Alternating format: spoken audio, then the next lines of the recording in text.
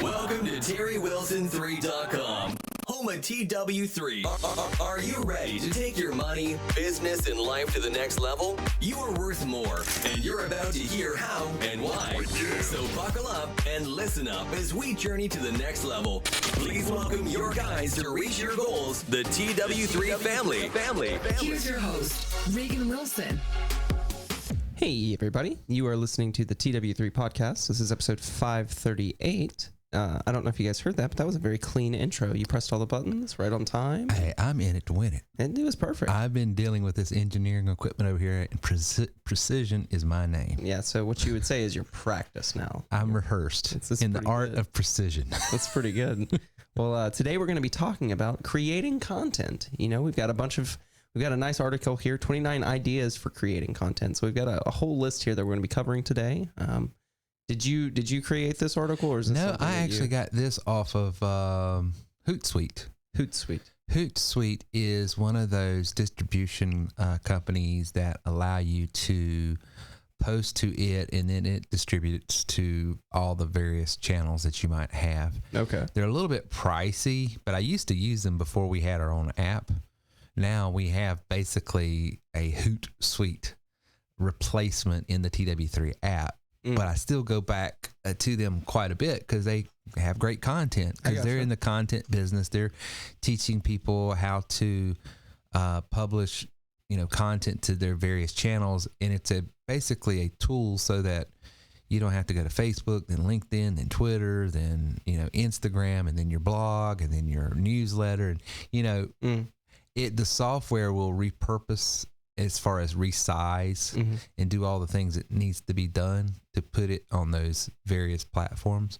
And so it served our purposes for many, many years. So I still give them a shout out. So if you don't have the TW3 app and you're looking for just that, that's a great resource. I've heard it said by the content wizards or experts out there, but content is king. Yes. It does seem like most small businesses, though, the challenge that they face is creating it, or the ideas, or, what do I put out there? What's the best foot forward for my business? I'm only doing this, so how do I introduce it to this crowd? You go to culinary school to learn how to cook. You go to real estate school to learn the art of real estate and how to sell it and present it and buy it and all that. So it stands to reason that business professionals, they know their craft, they know their business. That's why they're in that business. But creating content around it is a whole new thing. Yeah. And so I think we in the online space, I know I do, take for granted what we're doing right here. Right. Yeah. Which is talking about our business and our products and services.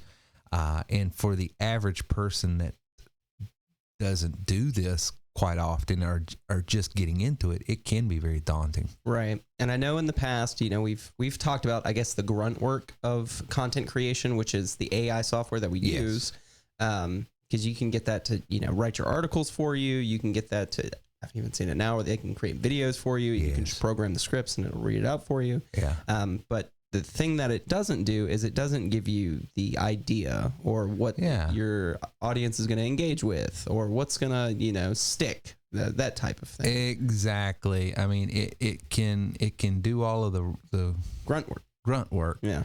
But the seed, the idea, right, you still have to come up with. Yeah. And as versed as I am in creating content, I'm a talker, I'm a podcaster. I give me an audience and a mic and I'll go. Sure. But still, it's a task. Yeah. Even if you're good at it, coming up with different things and different perspectives and angles. And the challenge for me, and I'm not saying I've met it yet, to be honest with you, I think this is where I'm weak and I'm really trying to work on this, is how do I keep creating content without feeling like I'm just repeating myself all the time? Because, if you start boring yourself, it stands to reason you're boring other people. Boring other people. Yeah. And so, there has to, and this is the thing that, pastors face a lot, I know, because we all preach from the same book, and there's about 5 or 6 tenets that is just, you got to hit. And how do you constantly repeat those 5 or 6 different tenets in a new, fresh way that's engaging? That's, because human beings are not intentionally, but it's just the way we're designed. We want to say, oh, I know what that's about, and then check out. Yep. You know, and you as the content creator are trying to trick the listener's brain into staying engaged. Yeah. You know, because while you might know a subject, and you know this as well as I do, how many times have you listened to a song 100 different times, and then for the first time you hear a flute or something? Yeah. I mean, so there's always, you know, neuroscience teaches us there's 2 million bits of information that's hitting us all at one time. And we can't cognitively think of but maybe 5 or 6 at the same time. So our brains aren't made to absorb all of the information. And so it's not that repeating content is bad. It's repeating content the same way is the challenge that I'm having to try to figure out. Yeah. And especially with this type of, you know, in this field and kind of like what you're saying, it's the creative ways you have to deliver a lot of times the same message. Yes. And if you break down what the core message is, I guess your business is, you know, you wrote a book on it, but you're worth more. Yep. You can go out and get what you're worth. Yep. And now you've presented a bunch of different ways that you can do that. And here's the tools on how to do it. Here's the tools, you know, here's the mindset that I adopt. Here's the different ways that you could do it. Even if it's not in this field, you could take my ideas or at least my tools and my principles and you can apply it in this field. But today you've done a really cool thing, which is we've got a full list here. 29 different ideas. If you want to go ahead and start with the first one, I guess we can. So create a daily, weekly, or monthly series.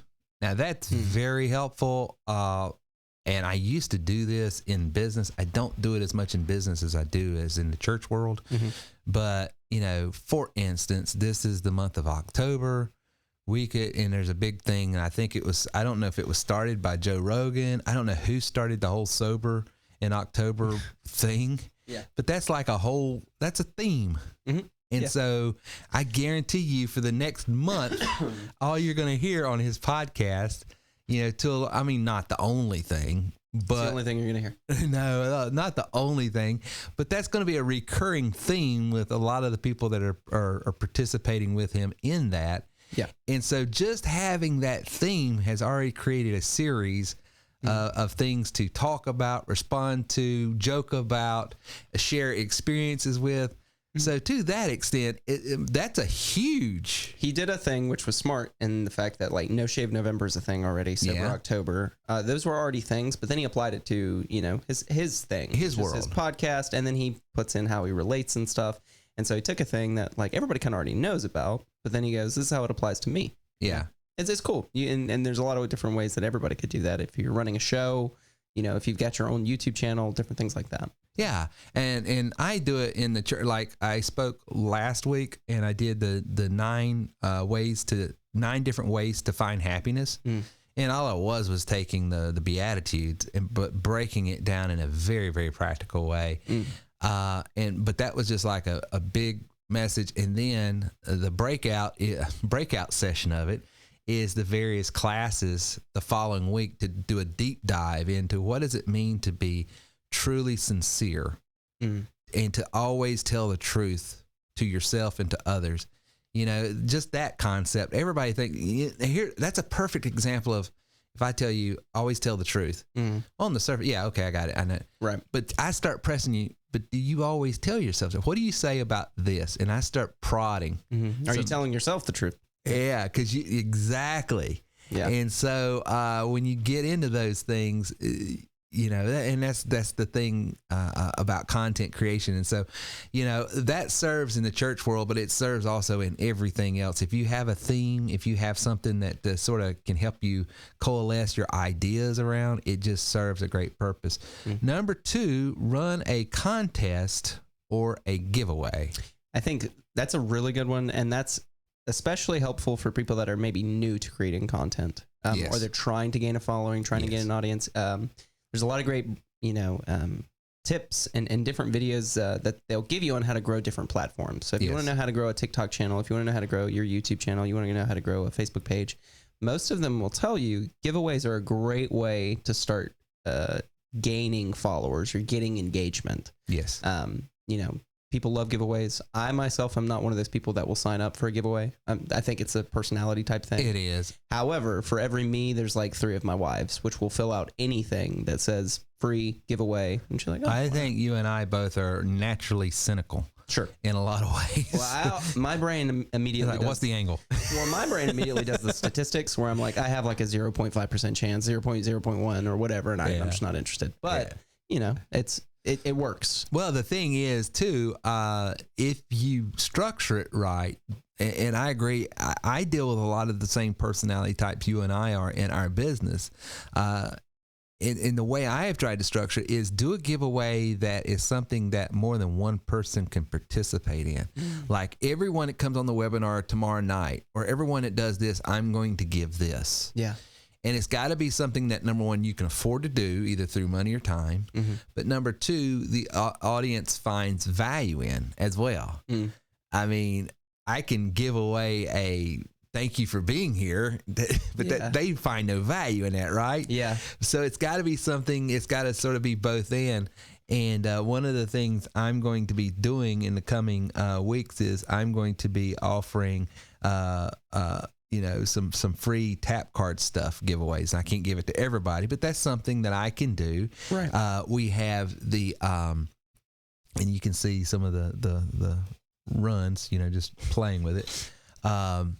You can give away marketing incentives. I've done that, and that's something that has been very, very helpful in my past businesses and stuff like that. Yep. And that's something that our audiences can get and our members can get. But those do work. But I agree, there is an audience. You have to do it the right way. And the way I think about it, Reagan, is I try to put myself in the listener. What would someone have to say to get me to participate that I wouldn't automatically dismiss it? Because my whole mind goes to what's the angle? Yep. What are you wanting? What's it going to cost me to get this giveaway? Right. Yeah. So my language is always, you don't have to buy anything.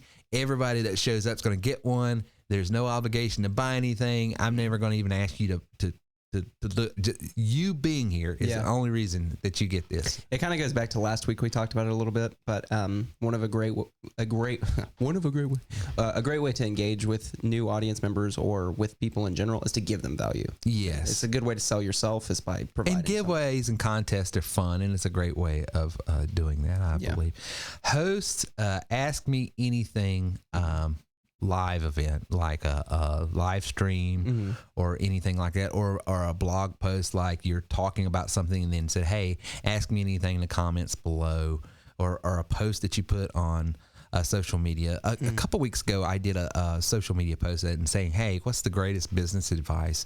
And several people participated and created content actually for this show. And so that illustrates how content for this show was created by posting something on social media. It said, what's the greatest business advice you've ever been given? And so several people, about 5 or 6 business owners, came out and said, hey, and then, you know, of course, Greg gave us a bullet point. So, you know, there's several things. Was you on that show, or was that the one? Was not. Okay, that was the one you were out sick and River was on. That's like, you don't remember that. That's the reason why. Yeah.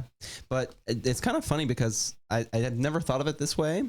I know what an AMA is because they're really popular on Reddit, and typically on Reddit they have celebrities that come on and say, ask me anything. And then of course they only answer the questions that they want to answer. Right. Understandable. I don't blame them. Right. But I never realized you've actually been doing that for years, because the Monday Night Podcast for the longest time was literally, hey, bring your people, have them ask any question. Yeah. And for a business opportunity, which this is, in this kind of space, that's really bold.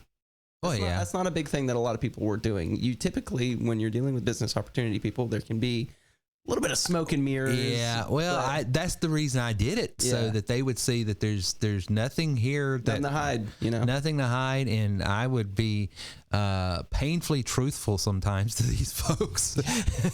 You know, and it helped and hurt in some ways, but anyway, sure. Run a social media takeover. Give the keys to someone else to special, to show up. So that's bold. And I think of course, you got to know the person, trust the person, but it allows you, if you can, co-op with another content creator out there in a non-competitive space. I mean, it's got to be mutually beneficial, but it would allow him to tap into your audience and allow you to tap into his audience. Right. Or hers. Or hers. Yeah. You know, I apologize. Wasn't trying to be sexist there. No, sure. I wasn't trying. It's just natural. The good ones make it look easy, don't they? It's terrible. No, I think that's a fun one. I've seen a few big Twitter accounts use this before, and it is always kind of like cool to see, another person take over an account. It's cool. I might let Neil O'Reilly take over sometime. Neil. see what happens, Neil. Right, but no censor. No censor at all. I want it full on Neil. That's right. All right. Number 5, share curated relevant content.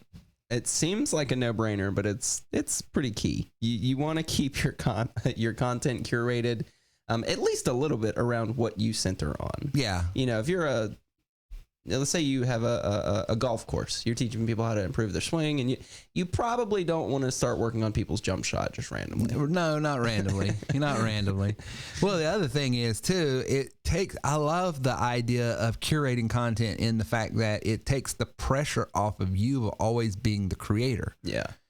Sometimes if I can find an article out there or a video or a podcast or something that is saying what I want to say, but maybe in a fresher, more articulate way, which is not hard to find for me, then boom, I can go out there and grab it, and it helps. So I like that. Yeah. Number 6, and I'm doing this more and more, and I'm finding the value of it more and more, is repurpose your own content. Mm-hmm. I really like that. I went back.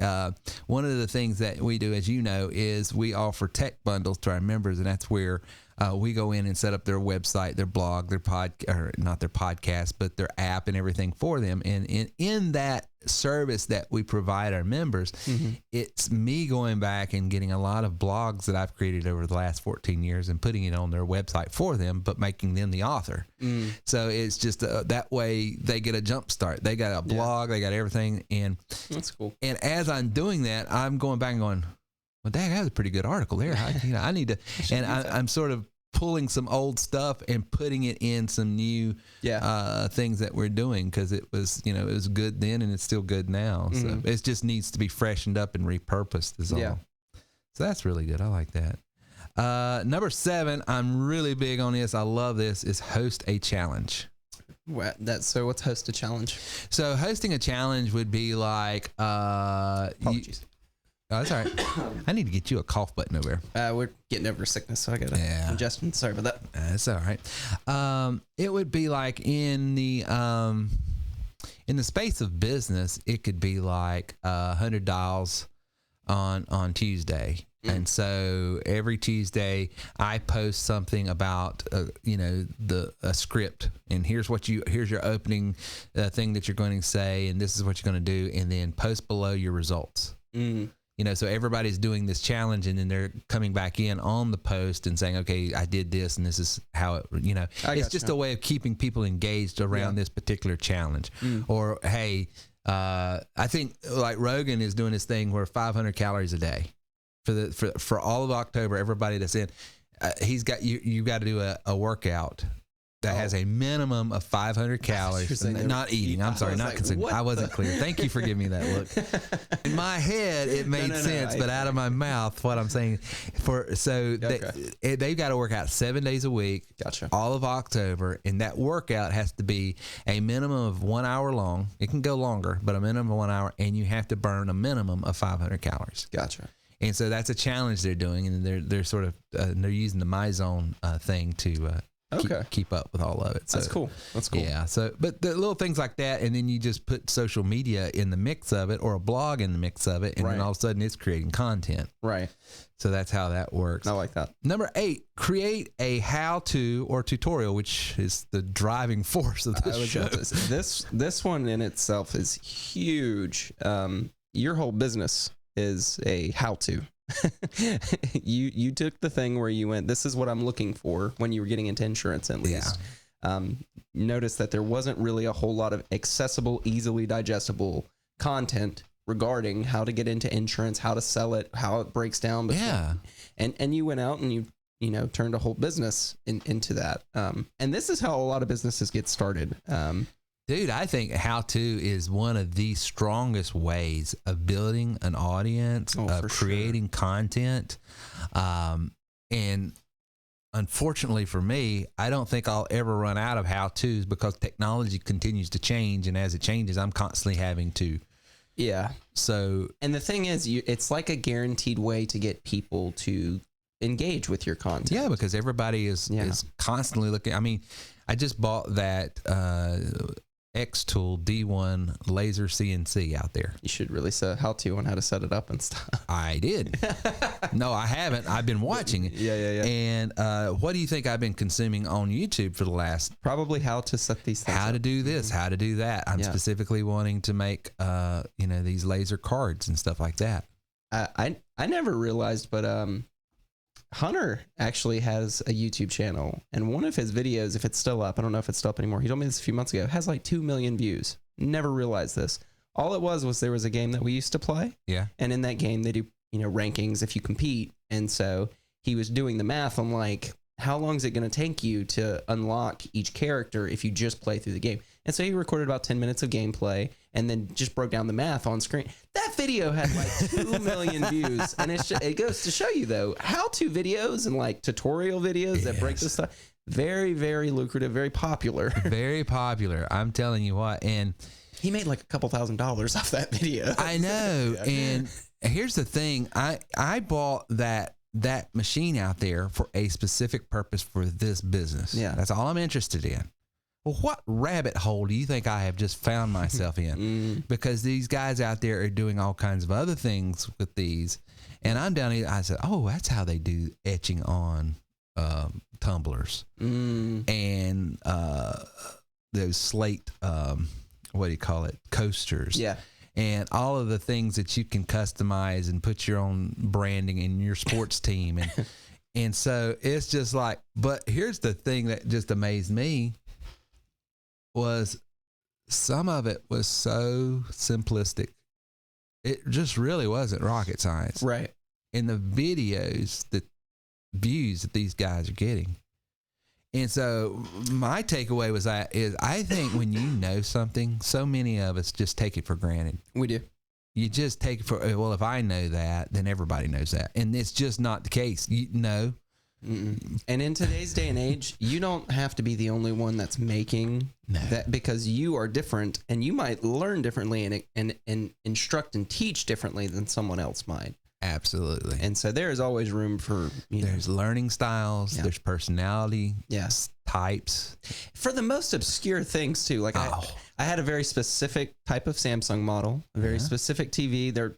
I'm sure there's a ton of them, but like there was like 20 videos on how to repair an LED black strip for that one freaking TV. And every single one of them, like 30,000, 40,000 views. I mean, it just goes to show you that like there's room in the water. There is room in the water for everybody to jump in and find something. Number 9, celebrate National Whatever Day. I pre-laughed at that because I read it and I was like, oh, that's pretty funny. Well, it's true. It seems like there's a holiday for everything now. There is. And so why not allow it to drive the content creation for you? I think my stuff just came in. Hallelujah. All right. Congrats. Gabby just went to she just gave me the thumbs up, so my stuff came in. Number 10, which sounds easy, but it's not, from someone who make a meme. I mean, they're out there everywhere, but I don't know. The stuff I find funny, I find no one else does, and the stuff that other people. So memes and senses of humor. I mean, God love you if you can do it, because I know a lot of people can do it and get away with it, and it just drives all kinds of stuff. But I'm gonna be honest with you. There are very few little memes and funnies that I've made that got any traction. Now that's just me. Yeah. I think part of the issue maybe that you would run into is the space that you're in. Yeah, the audience is a little tougher. My sense of humor doesn't fit the audience. Maybe not. My worldview does, and everything else, but your humor is probably a little different. My humor belongs in a different audience sometimes. Number 11, give your customers the spotlight, and this is great stuff, and I can attest that this helps drive traffic. It helps create content. How many times have we had members on this show that we have interviewed and co-hosted with us? We put them in the spotlight. Yep.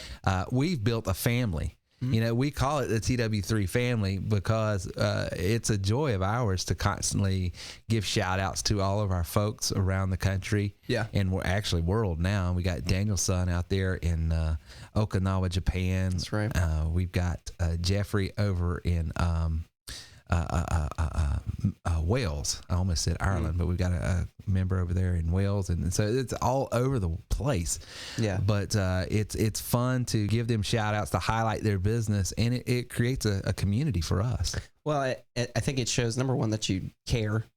Well, and which we do. And for us, it was kind of a no-brainer because we do, you know, Yeah. once we've gotten to know these people, especially for us when we started doing the conferences. Yeah. And when you got to meet the people and you realize like, oh. And you how guys are- special a community this really is. Yeah. It really is a great community because we got some really good people. Yeah. Number, what am I on, Reagan? 12. 12. I like this one a lot. Well, you take this one. What is this? Number 12, do a this or that poll. So setting up a poll on, you know. Now, what is a this or that? Because I read that and I was like, what is that? So it's really popular on Twitter, and it's poo-poo posting. That's typically what it's called. But you set up these little, you know, graphs that would be like, you know, if you're taking it professionally, what our next video, should we do this or this? Oh, or okay. it can be a, you know, we're going to watch a movie this Friday. Here's 4 movies. You pick the movie that we should watch and we do a review. Things like that. I got you. I got you. That's pretty cool. Yeah. Well, I have to try that. I've never done that one. The reason that it works, it seems like really well, is because you can ask these really generic questions. Like, you know, like I saw on Twitter, it was really popular for people who are like, you know, Trump's hair, is it real? Is it fake? Is it a wig? The thing is, doesn't matter, Republican, Democrat, everybody's got an opinion. Everybody's got an opinion. 2 whole seconds to pick one of those options, but it's engagement. Yeah. And so it's a really easy way to get people to Now, let's stop right here for just a second, because all of this is talking about engagement and creating content that is engaging. Speak to the folks.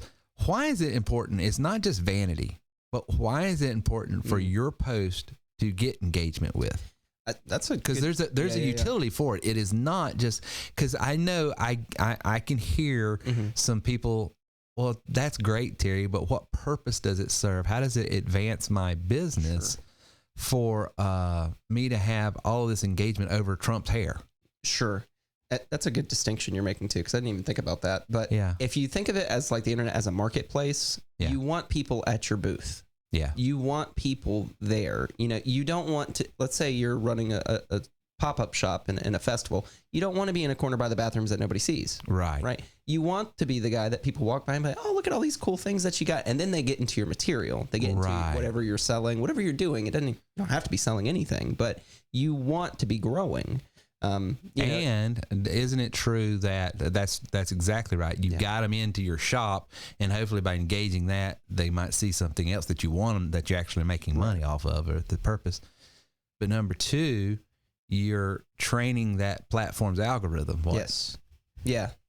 That you're relevant. Right. Yeah. And this person likes your stuff. Yeah. So the next time you post something, They'll see it. They'll see it. And it's kind of it's a little bit of a snowball effect. The more people that are engaging with it, the more people The will rich see get it. richer.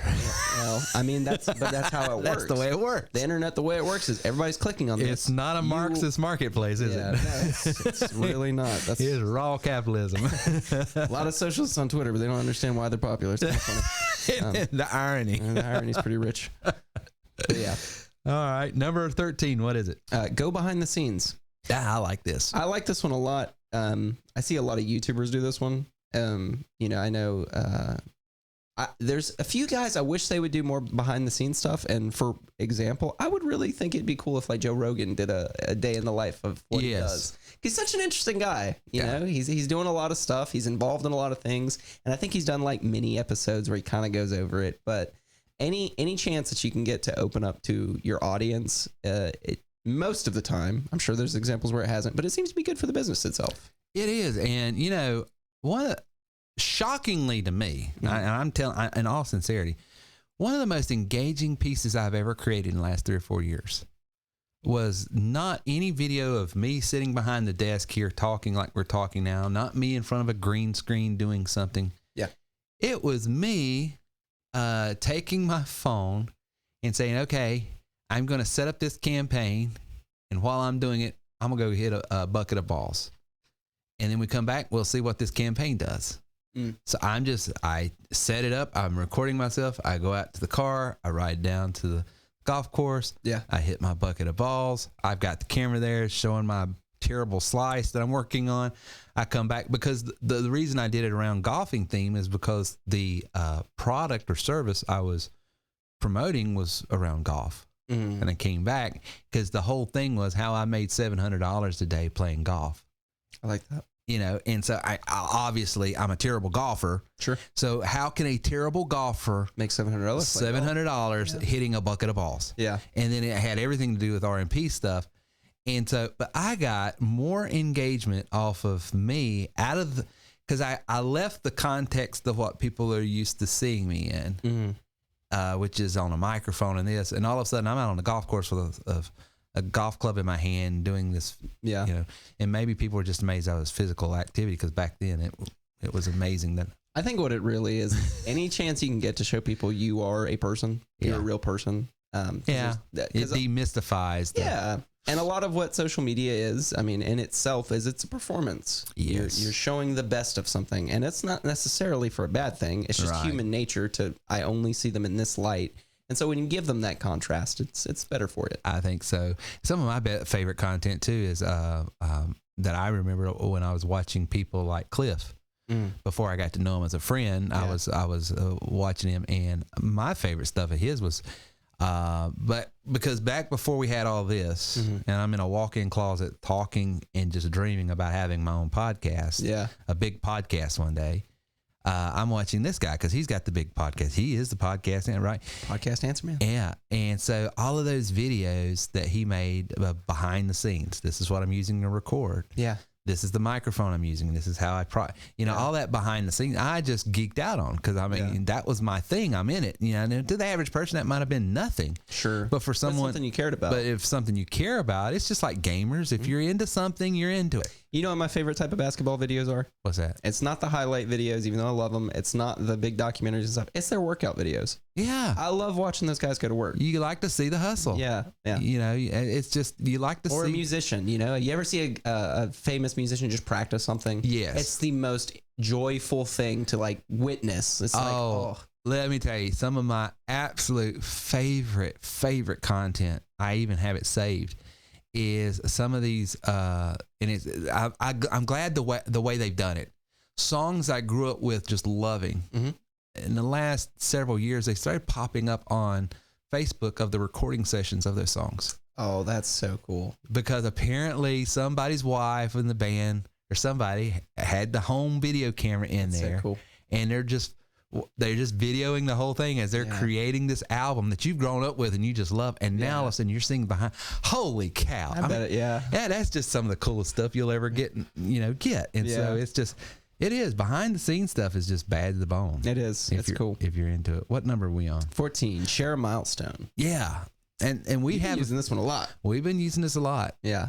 Specifically for you, obviously you're losing weight. And you did a cool thing, which was you made your goals known before it happened. Yeah, I wanted to be accountable. Exactly. You're holding yourself accountable. But now it's kind of like everybody gets to share with you a little bit. Yeah. It's not going to mean as much to anyone as it does to you, obviously. But still, there's that, there's that community, like, we did it. Yeah. He's not fat anymore. He's not fat anymore. He's still ugly, but he's not fat. Well, the other thing we do is every July 4th, we celebrate our anniversary and the holiday because we started this podcast on July 4th, 2008, in this business. So we get to do that. And I love the fact that it sort of coincides with Independence Day because it just fits our theme. So there's a milestone that we get to share as well in some things. And so there are a few marks that we have along the way that we've been able to create content around. I think having some of my rock and roll heroes on the show was big milestones. That's a huge milestone. That was huge for me, and so we got to celebrate that. So anything like that is really cool. Number 15, share a reading list or playlist. I like this one a lot. This one tends to happen though when it's someone you really respect. Yes. You really want their opinion on. Yes. So maybe this is one that you use when you have the audience or you're in the process of growing it and stuff. But I like this one, getting insight into what they would recommend. And it doesn't even have to be music or whatever. It's just Well, what's your recommendations on? And there's a financial thing behind this too. Yeah. I mean, think about it. I know, and I'm not going to call out names because I don't want to embarrass anybody, because it can take away of this, and it shouldn't. But when people find out, hey, people are getting paid for that, it takes away the sincerity of it, and they're not being insincere, because I know these people. But I know a few podcasters that all they do is say, hey, today I'm going to be talking about this book that I'm just reading. I love this book. And then they'll share a link to it in their notes to give it away in the audio format, and that's all affiliate stuff. Yeah. And so they're getting paid for it. But what they're doing, they're marketing effectively. Yeah. People don't realize that, but it's not just that they're trying to sell it. They read the book, they digested it, then they thought about it. Then Well, they you know wrote how a it is. whole Anytime script. you add money to it, some people think, oh, well, they're just... Well, be poor and shut up. I'm glad you said that. I can't say things like that. Well, but I'll put it on my podcast. There's a little irony, I guess. But I wouldn't say it. I would never say I'd that. never say that. I would just have a child that would say it for me. And that way I go, I can't believe you said that. Why would you say that's I'll terrible? put this in the highlights. No, I honestly, that just so much more that could be said, but we won't. Oh, come on. What? It's a positive. It's positive. We're having a good time. Just, there's a lot of rich socialists out there that hate capitalism. It's kind of ironic. To me. It makes me a It little is. annoyed. The irony is thick. Yeah. Anyway, tap into a trending topic. Tap into a trend. Well, tell me, what's an example of that? I mean, this one's a little bit of a no-brainer, but let's see. I think a way that this could have been done. Got louder. I think a way that this. Anytime I solo you out for a second to take, that's what's happening. You're not getting louder. It just sounds like that in your headset. Oh, okay. So just to let you know. Noted. I think what could have been. So this is how I would say tapping into a trending topic. Whenever there was that whole Will Smith thing, where he smacked Chris Rock. Yes. I think there's a bunch of people CPS, that like rode child the protect. yeah. Some of those people should have gotten into it, like with a little bit of a Twitter post or something. I'm just saying, there's a lot of people that could have come at that from an angle that didn't. I respect that they didn't, but it was a missed opportunity. Yeah, they missed them. I mean, there's a lot of people that got in on that bandwagon. Oh, they really, really did. And there are some comedians that we won't mention names. Yeah, but his whole shtick is this too early? I mean, he's constantly saying stuff that's so inappropriate. Yeah. Are we allowed to joke about this yet? Or I mean, he literally he got in trouble after 9/11 because of saying something. Gosh, I mean, that's his thing. That's his thing. But yeah. There's a lot of ways you can do it. It doesn't have to be offensive or anything like that. Doesn't have to be.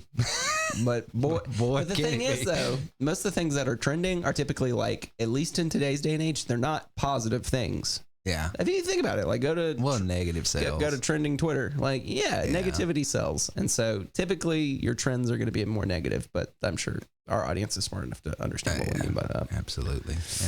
Number 17, show your product in a surprising situation. Yeah. You want to break that down for me? Well, I mean, that was one of the ways. That's what that golf thing did. It contextualized what we do. Gotcha. In a way that everybody could grasp. I mean, here's a guy who can't hardly, hit a ball straight, making money, and what are you talking about? Keep going, and I'll tell you. Okay, but that's a way of doing it. And then you using our tap card to clean your teeth last week. Surprising. That is very surprising, but that's another use for the product, So. I mean, I did that. Yeah, and got you on camera too. I appreciate that. Nice. Got it. No, somebody made a video saying how to make a really good potato salad, and then they went through the whole steps. It was like a 30-second clip, but they cut it, and you see them mixing it and then seasoning and stuff, and then they threw it in the trash. I just thought of using a product in a surprising situation. Now, here's the way you consume this. That is funny. That is funny. Number 18, make a slow-mo video. Never done that. There is a channel on YouTube, done that. and it is one of the biggest channels, and it has been for like a decade, which is really rare for YouTube because typically the way YouTube works is channels grow and then they fall and they grow and then people kind of surpass each other. There's one channel, it's called the SloMo Guys. The SloMo guys? The SloMo Guys. Okay. It's made by a guy named a gay guy. Okay. His name's Gavin. Slip of the tongue. Excuse me. But he started doing that 15 years ago, and he worked on film sets. He would get the slow-mo shots for them, but then he would just he had his own equipment, and he would like break an egg, film it in slow-mo, and it's at 4K, and it looks really nice. When I tell you every single one of these videos at the time got like 4 or 5 million views, which is huge for that day and age because not everybody was on YouTube like they are now. Yeah. You can fast forward 15 years later, 40, 50 million views a video still to this day. One video a week, just doing different things in slow-mo. It's incredibly effective. Is it the aesthetic that slow-mo creates that's drawing people, or what? It's not the aesthetic. It's that at least until recent history, you have never gotten to see something like this before. You know, you've never. So it's a novelty. Yeah. Well, think about it. You've never seen the particles of an egg break in slow motion and then the yolk fall out, or you've never seen a gun go through a bullet go through a watermelon and then the watermelon explode. It's like, it's very interesting, you know? Yeah, it's sort of like, and I'm going to bore everybody to death on this example, but it's sort of like why everybody that's really baseball geeks love playoff season, because MLB comes in and they add like 100 more cameras to the stadium. There's literally a camera at each base, and then they do this slow-mo stuff, and so you can see angles and shots and stuff that you couldn't see in the regular season, so you can geek out on that kind of stuff. I think it's because we've all got monkey brains. Honestly, it's just like, I like it because it goes slow. It goes slow. I understand what's going on now. It's slow. It look good, but yeah, it's pretty effective. And then, in contrast to this, number 19, share some wisdom. So, share wisdom. Okay. Well, you have to start with what you got. Yeah. And what is wisdom? And this is the thing. And this is what is wisdom? What's the definition of wisdom? Wisdom is applied knowledge. Okay. So simple enough. You don't have to be. You don't have to know a lot to be very wise. And what I mean by that is, let's say, for instance, and I can illustrate with this joke. Okay. What's the difference between rock and roll and jazz? I don't know what. Okay. There's a few things. Rock and roll is where thousands of people show up to watch a band play 3 chords. Jazz is where 3 people show up to watch a band play 1,000 chords. Yeah. Yeah. Now, that's the difference. Jazz musician knows a ton, but might not be wise enough how to connect with an audience. Because they're over the audience's head. It's just, and so there's only a few people that can grasp and really appreciate it. Right. Whereas everybody understands 3 chords and a groove that moves them. Yeah. And therefore, that band Kiss might not know. Gene Simmons probably doesn't know, but G, C, and D. Sure. But he's got the wisdom to how to rearrange. That's what people like. That's what people like. He knows how to merchandise it. Yep. You know, so wisdom is how to apply what you know. And so you might have shown up with only 3 things that you know, but if you have wisdom on how to use it, you know, so wisdom is applied knowledge. And so that's why in these higher disciplines and professions like law and medicine, you have to practice. You get out, you got your degree, but they just don't turn you loose. You just can't start cutting on people. Sure. You got to work as a resident with people for a while to develop what? Wisdom. You know, in a philosophical way, but all it is how do you practically take what you learn intellectually in a textbook and apply it to your fingers? Okay, this is what it feels like when you're touching an aorta or whatever. And then, you know what I'm saying? I mean, there's some things you just can't, the textbook's not going to be able to tell you until you get there in that situation. It seems that wisdom is typically like learned knowledge or experience knowledge. There's an experience element to it. Yeah. Gotcha. So it's applied. And then understanding is the next level in philosophical terms. There's knowledge, wisdom, and understanding. Knowledge is I know the key of C. Wisdom is I know in the key of C, these 3 chords will make this song. So I always tell this joke when I'm illustrating. For instance, knowledge is what notes go in the key of C. Wisdom is what chords will play Another One Bites the Dust. So I can, put it together. That's wisdom, how to apply this chord. Understanding is when to play Another One Bites the Dust and when not to play. And if you're playing at a funeral, don't play Another One Bites. So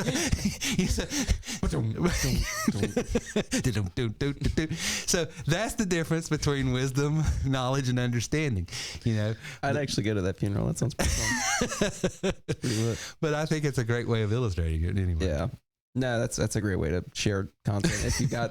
Honestly though, if you've got learned experience and you've got wisdom on something, then you feel like there's not a lot of other people out there. Grab your phone, record a TikTok. Yeah. I mean, because the thing is, you never know where that might take you. And don't assume it's simple and it just no one will find value out of it. That's the thing. I think, at least for I have let so many things just go by the wayside that I probably should have done, but I'm just like, everybody knows this. No, they don't. No. They just don't. They really don't, yeah. Number 20 here, showcase user-generated content. I like that one a lot. That's pretty cool. Yeah, I do too. I've seen a lot of channels that have, not even just channels, but businesses as well, because there was a drum instructor that I used to follow, and he would do these Lick Wednesdays, and he would break down a lick from all these different artists. But then he would have his users submit a video of themselves applying the lick to whatever they wanted to. Yeah. And that always was really popular, but it was also really cool to see other people's like interpretations and how they would stagnate some of the notes, or, it was cool. Yeah. So, I love that. And you've done this for our business as well, because you've had we've had our members come on and give us their experience and tell us what their numbers were for the month. Create content. Yeah. And all this other stuff. Yeah. So, I like that too. Yeah. Let's see here. 21. Share secrets or hacks. I love that kind of content. Yeah. I do. Yeah. I love. Now, some of them are funny, like those life hacks. They're just stupid. Yeah. That's probably what you're thinking about. That's immediately what I'm thinking of, is the dumb, stupid life hacks. Yeah. It's like the one I saw the other day on TikTok, and you can give the serious one, but it was a life hack for how to get free guacamole. And then he gets to the thing, you give me this guacamole or I'm going to kill myself.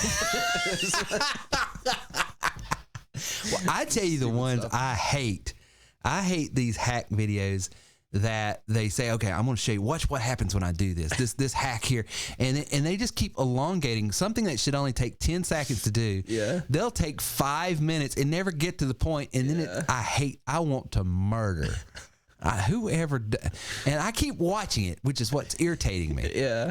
Or there's the ones that they do it on purpose to make it as convoluted as possible. So a simple task that wasn't difficult to begin with, and they made it difficult, and it's like a life hack. It's like, how to just go to A to B. How to open a bag of chips, and they're like cutting it into origami, and then they're fluffing it out, and it's like, what are we doing here? Yeah. Yeah, I see. I like those too, though.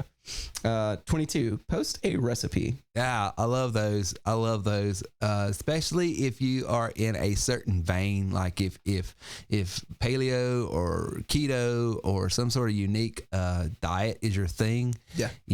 Really, I would tell anybody, if you've got something that tastes good in the niche, the dietary niche that you're in, dude, you're going to get all kinds of traffic. Yeah, true. Because there's people like us all the time that's like, okay, we're doing this, like this week we're having, because the thing that we're on, they switch it up all the time so your body doesn't, they've got their own ideas on this. So I'm not advocating anything. Everybody do what you want to do. But we switch up every week. Our diet sort of changes. There's some principles around it, but it changes so that our body doesn't adjust. And so when we're in this vein, then we're looking for, okay, what tastes good that fits these dietary parameters that we're in. Oh, okay. You know what I'm saying? Yeah. So like this week was salad week, and the only thing we could have is protein and salad or greens. So that's all we could have. And so your mother came up with a soup the other day that because we can have proteins, lean protein. So we had chicken, and it was a creamy chicken soup. And it tastes almost like, what was it? I told her, I said, this almost tastes like Alfredo sauce. I don't know what she put it, but it had no milk, no dairy, no anything. But that makes me nervous, actually. No, I mean, it was all natural stuff. It was the blender and some olive oil that we can have and something else. I mean, it was all, legit. I mean, we're not drinking Drano. But you'll have to get, but she found it off of Googling, Yeah. So. Yeah. That's cool. Yeah. Sorry. No, I didn't mean to go on a rant. No, you're good. You're good. Let's see here. LeBron's number. Ask your followers for advice. Well, we don't have a 0 on here. That's not his number. Oh, what's his number? 20. He's 23. Actually, he's 6 now. Sorry. Now we're going on to a real rant. I apologize. 23. Ask your followers for advice. Did he really take 23? He's been 23 forever. That is Michael Jordan's number. That's why I said it. Why does the NBA even allow someone? That's why I said it. Because I knew it'd piss you off. I think that's why they allowed him to have it too. And honestly, I agree with the decision. They said it'll piss Terry off. There's no justice in this world. But Ask okay. your followers for advice. He switched to 6 this last season, just a heads up, so it's okay. I want to know from our audience, how do you raise a son in a house that honors the legacy of Michael Jordan? They grow up I'll tell you rebelling against that. What do you do? What do you do? This is a little psychology. We're going to get away from the asking for advice thing for a second. But most of the time, your kids will rebel. It's human nature. I should have raised you as a liberal, atheist, loving. So what you should have done is you should have gone on about how important passing the basketball is and high IQ basketball and how being a ball hog is not what's most important. It's about how you grow your team. And then I could have turned around and been like, no, Michael Jordan shoots the ball good. I do appreciate your sense of humor and the way you flip that. I do appreciate your game. I don't like where you land, but I like how you get there. I respect the game. Number 24. I think that's Kobe. Kobe. Fill in the blank. Yeah, go ahead. I don't even know what that means. I don't know what this means. All right, 25. Did they leave that one by accident? Was that an accident? I don't know what that we're derailing. Let's get back on track. 25. You know what's funnier than 24? 25. Congratulate someone for an achievement. Hey, congrats on not being fat. No, honestly, that goes to memory highlights and stuff like that. We've done that for quite a while, and it builds community. It builds traffic. It shows who we are as people. And I would tell everybody, build your culture around celebrating other people's wins and stuff like that and their achievements. Because here's the other thing. Who doesn't want to share content about someone bragging about them? Mm. I mean, just think about it from a pure psychological standpoint. Yeah. Because I've always said it's very poor form to talk and brag about yourself. Mm. But I will play on my podcast all day long a list of who's who saying Terry's the greatest thing I've ever heard. Now, sure. I wouldn't say that. I wouldn't never. I'm too yeah. But I'll put it on my... No, I'm kidding. Well, honestly, and I know this is ideas for creating content, but just as a rule of thumb, it is good to compliment others. I think some people... yes. I think there's a certain mindset that some people have that it's almost like a weakness to compliment other people, or they see it as a vulnerability if you're willing to pay someone else a compliment. I think some of the most detestable, irritating people to be around are people that can't pay another person a compliment. It really is. It is gross. It's gross. Well, it is, and it's sad. Because honestly, I think... I lack empathy, though, so it's gross. No, I'm kidding. I know, I'm but kidding. there are so many people that are just so flippin' insecure. Yeah. That the only way that they can overcome that insecurity is constantly boasting themselves up. Yeah. And they can't... And what's worse is sometimes this... boosting my own ego is not enough. They then have to start tearing the other people down around them. And then when you get that type of personality and you put them in some sort of management position, it becomes horrific. Yeah. How many times do you find people in middle management that is just, I mean, it's cliche. It's so common, but You're right, Reagan. It's I hope that at the end of the day, if there was one thing that people would say about your father is he wanted other people to share the spotlight, and he wanted to constantly share the wins and celebrate with other people, because I enjoy immensely seeing other people succeed, and I think that's what makes you unique, and I think that's part of what's given me good values growing up, is that you have always been a little bit of a hard ass, but you have always also like appreciated others. So while there's, a little bit of that brick floor that's like, we don't go below this, like this is the line, this is the standard of what we do, right? But you're always willing to pay the compliment or give credit where it's due when it's deserved. Well, I hope that's how I feel. I hope that's what's been seen. It shows. It's shown, because I honestly, life is too short, and I want to make sure, there's an old saying that says, give people their roses while they're still living, and we were able to honor someone. I don't know if you know this gentleman, and I don't want to embarrass anybody, so I'm not going to say any names, but there was a gentleman we found out a few months ago that was just treated horrible by a group of people for standing up doing the right thing. He did the right thing in a community, in a culture that he said truth. He did it in love. He wasn't trying to hurt, but he didn't go along to get along. He didn't follow he had integrity. He had integrity, and because of that, he got persecuted and alienated and excommunicated and treated horrible. And he's been nothing but a blessing to our church, number one, and more importantly, to our family. Yeah. I mean, he is just, he's encouraged your siblings at times when no one else even knew anything. He would come alongside them and just, hey, I see what you're doing, and just want to say, just always speaking life, encouraging them. Right. And then we find out, after he's done this for years, we find out this history and find out that he was even a minister. And he doesn't walk around calling himself this, he don't wear titles or anything. He's just a very humble guy. We find that out.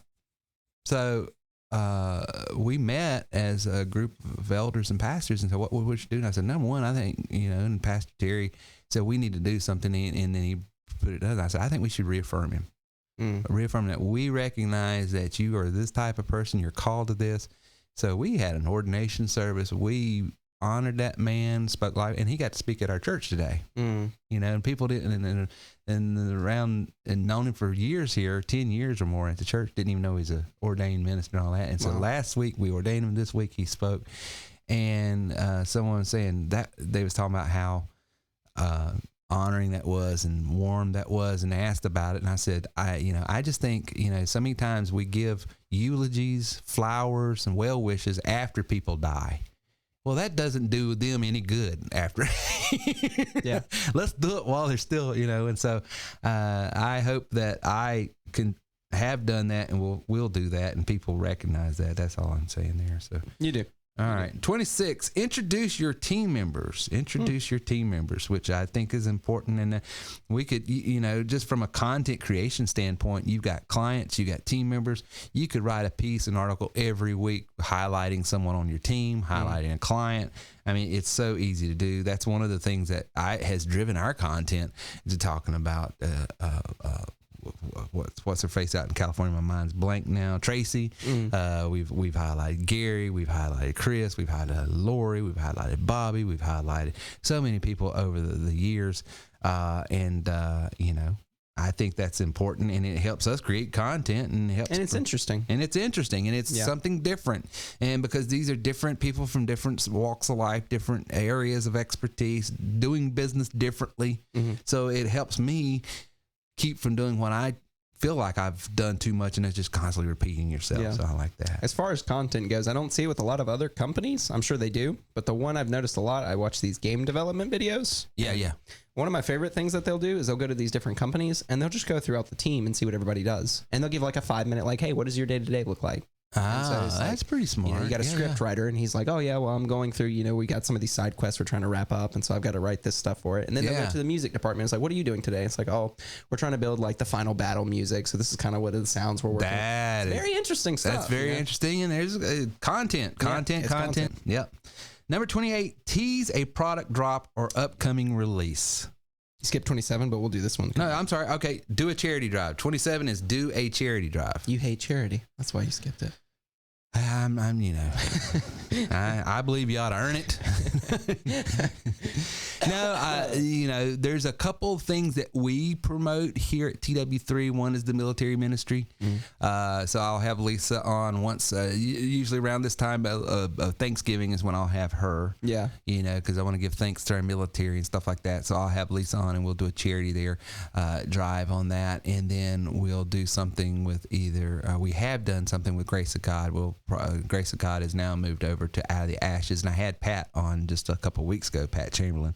So I think that, you know, anytime you can get involved in the community and spread goodwill, number one, it helps you create content. Yeah. Number two, it's just good to do. Yeah. And number three, there is a payoff to that. I've got people out there that's promoting my content because it promotes their charity and what they're doing. So it's a way of advertising, and so it's a marketing piece for them. So, yeah. I mean, that's why we see billionaires all the time kind of get involved with charities and stuff. Yeah.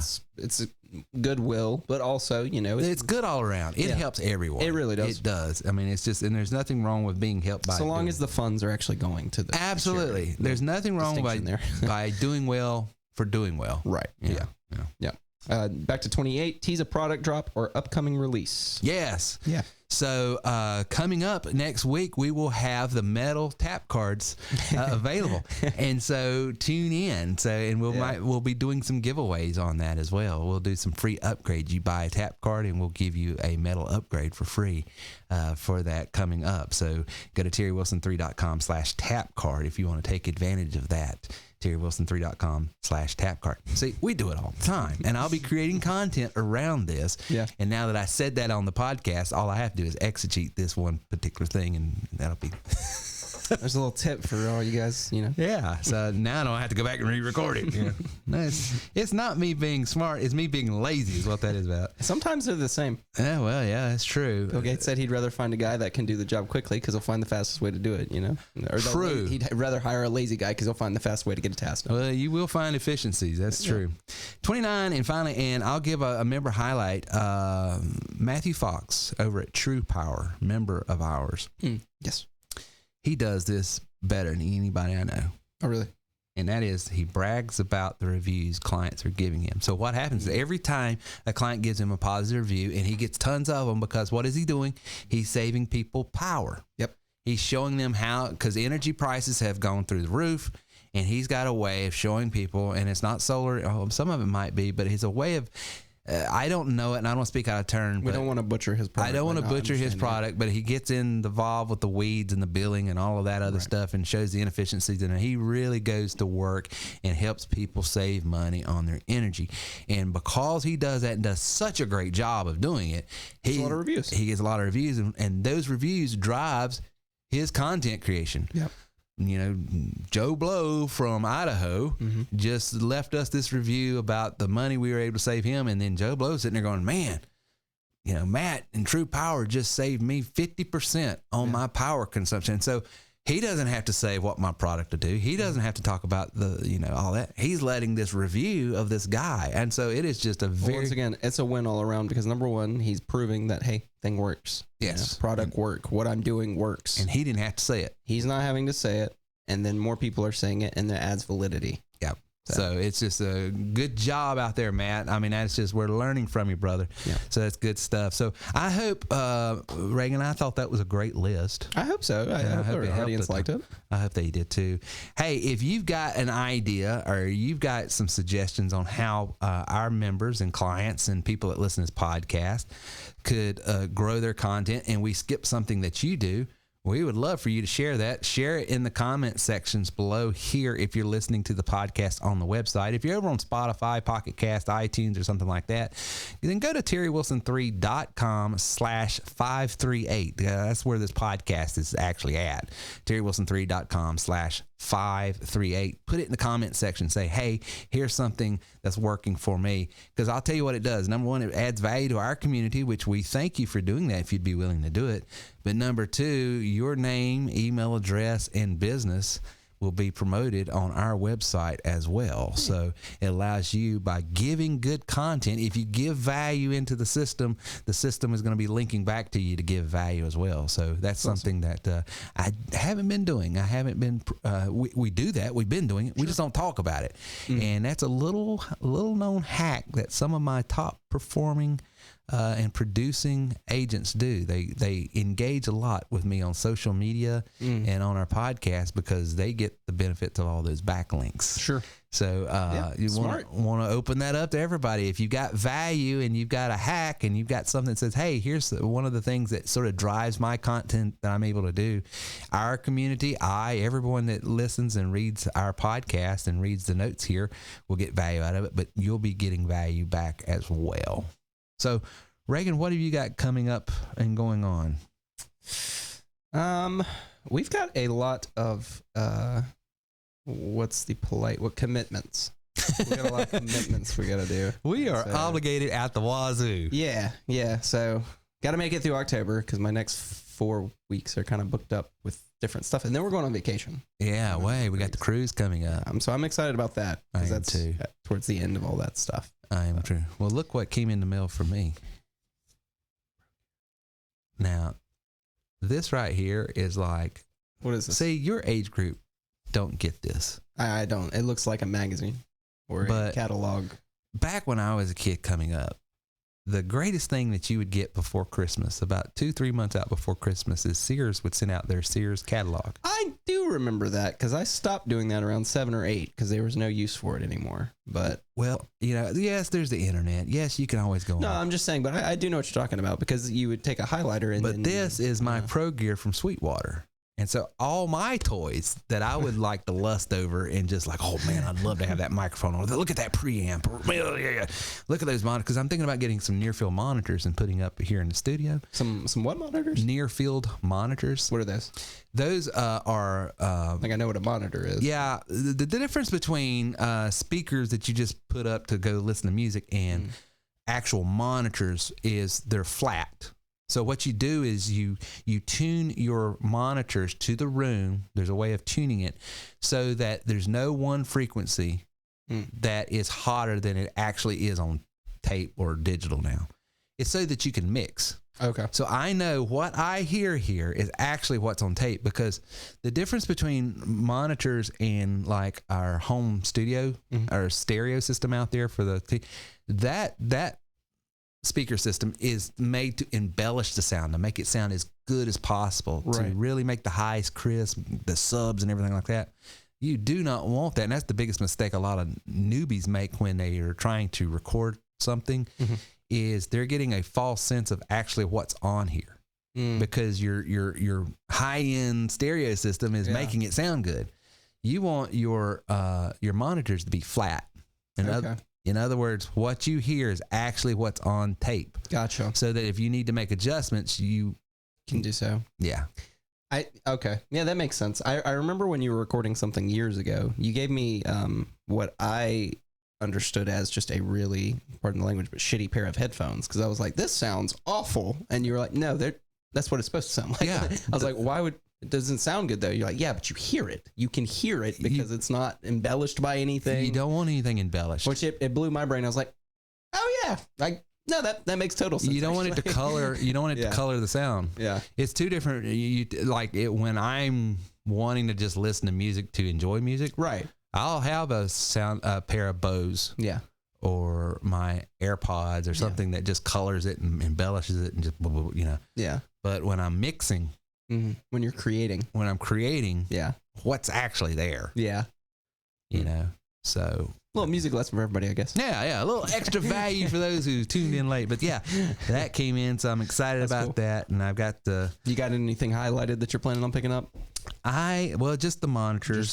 Just the monitors is the only thing I'm thinking about, but I'm not committed to it yet. See, there's a nice DW on the cover there. Yeah, is that a Gersh? I can't. That's the Roland kit there. Okay. See, Roland has gotten smart in the fact that they realize drummers like you don't like. That's an electric kit? That is an electric kit. Oh my gosh, what I would have killed to have this when I was when I had a drum set. Well, they have finally come to the point where they know that They realize that those little thin it's pads. gotta feel like a real kit. See, I feel like that's a huge thing that people don't think about, or at least musicians that like. I would talk to guitar players, and I would talk to people that would play piano, and I would talk to vocalists and stuff. And it was like there was nothing. There is a difference between like an electric guitar and acoustic guitar. There's a feel, Sure. but at the end of the day, strings. Yeah. You know, when you go to sit down on an electric kit, it's like nothing else in the fact that it's like there's the feedback when you hit the pad doesn't feel the same as a snare.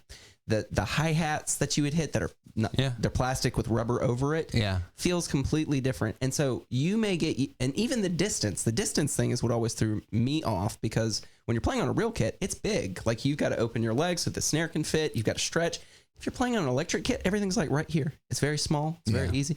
And you can get used to practicing on this little thing, but it's kind of like going from like a kid toy It is. to the big thing. Well, think about it. If you grew up playing a real grand piano, yeah. and then someone put you on this little Casio with keys or this, and they're plastic, and they don't give you the It's this. And I had a nice electric kit too. It wasn't a cheap kit. By You had the means, Alesis, I think, which was a nice kit. It was, but it's just there's something about it. Just didn't give you the feel. Well, the technology wasn't there, but So I love that. That's really cool. Yeah, I love that they're doing that. I still want to do the studio downstairs when things. We should. Yeah. We'll be able to do that and get the rest. We got it down there. We just don't have it fully equipped. Right. So that's our next project, I think. Yeah. Well, guys, we hope you enjoyed episode 538. If you did, give us some feedback. Let us know. And do share your hacks, your comments, and things there in the comment section.